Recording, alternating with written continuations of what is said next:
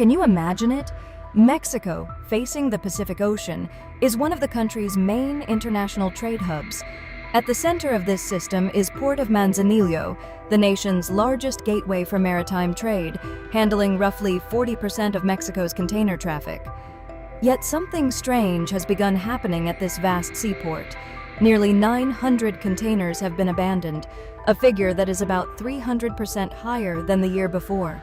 As many of these containers are suspected of holding counterfeit or imitation goods, and the scale of the discovery has shocked both authorities and exporters. A friend of mine called me recently, his voice trembling. He told me that one of his shipments was among those containers sent to Mexico. Each container, he said, carried goods worth around 400,000 yuan, while the shipping cost alone was about 30,000 yuan. When multiplied across hundreds of containers, the losses quickly escalate. Even by conservative estimates, if only 40 containers are involved, the total value could reach tens of millions of yuan. For businesses dealing in metal accessories and similar products, a single 20-foot container can easily be worth over 1.2 million yuan. This is not simply a matter of gambling with cargo. These containers represent months of factory labor, overtime wages, and the hopes of entire families who depend on those shipments. What is frightening is that these goods reached Mexican ports only to end up abandoned like ordinary waste. Their owners may now be desperately searching for a solution, clinging to the last thread of hope. Some traders may have already converted their funds into cash and disappeared overnight, while somewhere else, someone might be quietly breaking down in tears. The online world often paints an optimistic picture of cross-border trade, but the reality on the ground is far harsher. In fact, many exporters do try to use legitimate channels. However, if they fail to submit complete documentation, customs authorities may classify their cargo as counterfeit goods.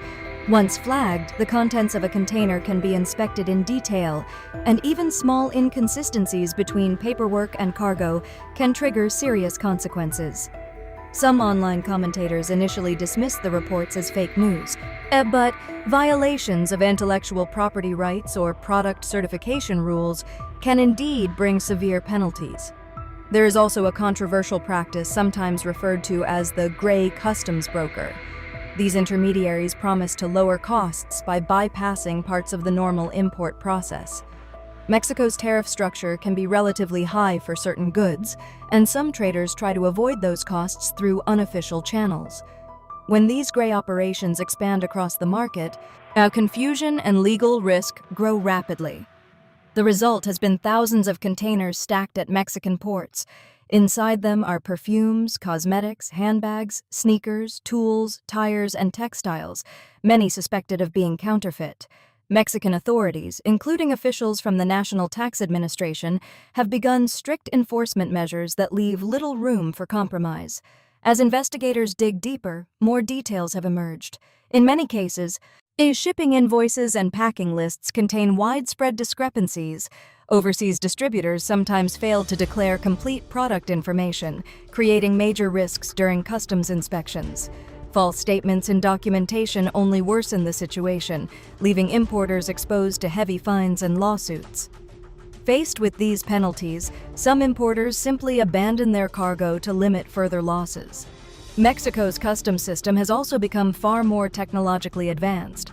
Modern inspection facilities now use scanners, X-ray machines, and sophisticated data analysis systems. Containers are allowed through only when their legality can be proven with certainty. Unlike procedures in the United States or Europe, Mexico's customs rules can be especially complex. If a rights holder files a complaint over suspected trademark infringement, shipments can be detained immediately. Whilst even products that are legally manufactured may be confiscated if the trademark is not registered with customs authorities. There is another trap. If inspectors find even a single suspicious item inside a container, the entire container can be subjected to a full investigation. In a recent large-scale crackdown announced by customs authorities in Mexico City, containers carrying dozens of different products, electric scooters, bicycles, clothing, and other goods, were targeted, and authorities estimated the seized goods to be worth roughly $16 million. Many shipments from China had been declared at prices far below their real value, sometimes only half the true amount. Mexico's domestic manufacturing sector represents only a small share of the country's GDP, and local small and medium-sized businesses have long complained that extremely cheap imports from China are destroying their competitiveness. As a result, the government has attempted to protect domestic industries by tightening import controls and limiting certain categories of Chinese goods. But the issue is not limited to Mexico. Across the Atlantic, Europe is facing similar market disruptions caused by extremely low-priced imports. In response, the European Union has also taken a tougher stance. 14 EU member states jointly launched a large enforcement operation known as Operation Calypso. Authorities in countries including Spain, Greece, Bulgaria, and France conducted more than 100 coordinated searches, targeting a network suspected of smuggling containers of Chinese goods into Europe. Investigators discovered a complex system involving customs brokers, shell companies, accountants, and even law firms.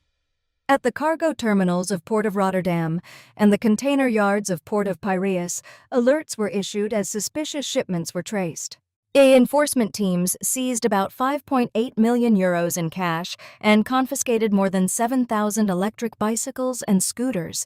In Spain and Greece, authorities also froze bank accounts and targeted luxury watches and real estate linked to the network. According to prosecutors, the criminal group caused economic damage to the European Union estimated at about $820 million. In some cases, VAT fraud alone involved sales worth around 250 million euros, with expected tax losses reaching 450 million euros. 10 people, including customs officials, were arrested during the investigation.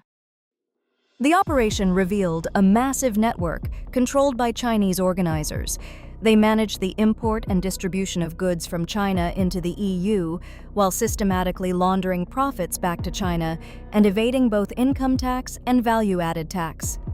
A single shipment might pass through 5 or 6 different companies before reaching consumers, making the trail almost impossible to track. Investigators say the money laundering scale exceeded 1 billion euros, turning the scheme into a major economic crime rather than simple tax evasion. According to EU tax data, around 15% of Chinese imports into Europe may be inaccurately declared in customs filings, a fact long known within the industry. Now the consequences are arriving. Some European warehouses can hold as many as 480 containers, each costing more than 10,000 euros in storage and handling fees. Over 60% of these shipments come through domestic freight forwarding agents. And exporters face the risk of supply chains collapsing as storage costs pile up. One trader complained that he had already paid the warehouse fees but had only 1 week left before the cargo would be seized. Meanwhile, ports in Greece have introduced stricter monitoring systems. Inspection rates for Chinese-made textiles and electric vehicles have surged, with many containers opened for full examination. Processes that once took 2 or 3 days can now stretch to weeks, while shipping costs have jumped by about 30%. Some containers are even equipped with GPS tracking devices to ensure they remain under constant supervision. Officials say this is not an isolated incident. As European regulators warn, this may only be the beginning. China's enormous manufacturing capacity continues producing vast quantities of goods. And when domestic demand weakens, these products often flood into overseas markets at extremely low prices. Beneath those prices, authorities say there may be underreported values, counterfeit branding, tax fraud, and other hidden practices. Mexico is tightening its defenses. Europe is expanding investigations. Intelligence reports suggest that some ports are becoming hubs for illegal trade networks. Both regions now face the same unresolved question: how to manage trade with China while protecting their own industries and financial systems. And the critical issue for governments around the world is no longer whether to trade with China, but how to shape the policies that will govern that relationship in the future. From Mexico to Europe, governments are tightening inspections and shutting down gray channels that once allowed cheap goods to flood foreign markets. For many exporters, the dream of easy profits overseas is quickly turning into a nightmare of frozen cargo, legal risks, and massive financial losses. Behind every abandoned container is not just merchandise, but months of factory work and the livelihoods of countless workers. When the rules of global trade change overnight, those who relied on shortcuts are often the first to fall. And now, the consequences are beginning to surface on a scale few expected. This wave of abandoned cargo is also revealing a bigger problem: the growing imbalance between China's enormous manufacturing capacity and the shrinking demand both at home and abroad. Factories continue to produce at full speed, but overseas markets are no longer as open as they once were. Countries are increasingly protecting their own industries, tightening customs rules, and cracking down on counterfeit and underpriced imports. What used to slip quietly through ports is now being scanned, inspected, and challenged.